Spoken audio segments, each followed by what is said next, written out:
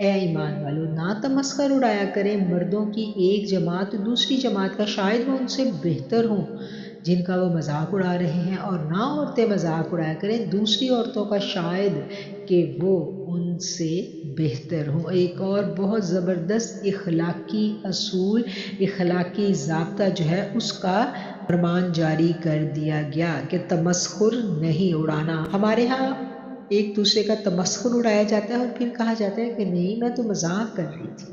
تو مذاق کیا ہوتا ہے؟ ہمیں مذاق کی ڈیفینیشن ہی نہیں پتا۔ مذاق وہ ہے جس میں دونوں فریق انجوائے کرتے ہیں۔ مذاق میں یہ نہیں ہے کہ ہم تو انجوائے کر رہے ہیں اور سامنے والا بیچارہ شرمندہ ہو رہا ہے، ایسا نہیں ہے۔ یہ مذاق اڑانا ہے، یہ تمسخر اڑانے میں ہو جائے گا۔ مذاق وہ ہوتا ہے جس میں کوئی اچھی ایسی ہلکی پھلکی بات کی جائے جس سے دونوں فریقین جو ہیں وہ جس کو انجوائے کریں۔ اور اللہ تعالیٰ نے منع کر دیا کہ کوئی کسی کا تمسخر نہیں اڑائے گا۔ اللہ کو پتہ ہے کہ اس کے ہاں کون بہتر ہے۔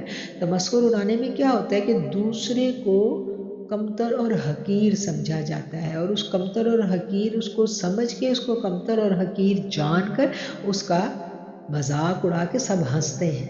یہی ہے نا تمسخر اڑانے میں۔ تو اسلام اس کی قطعاً اجازت نہیں دیتا، اور نہ ہی عیب لگاؤ ایک دوسرے پر، اور نہ برے ناموں سے ایک دوسرے کو پکارو۔ کتنا ہی برا نام ہے مسلمان ہو کر فاسق کہلوانا، اور جو لوگ باز نہیں آئیں گے اس روش سے تو وہی ظالم ہے۔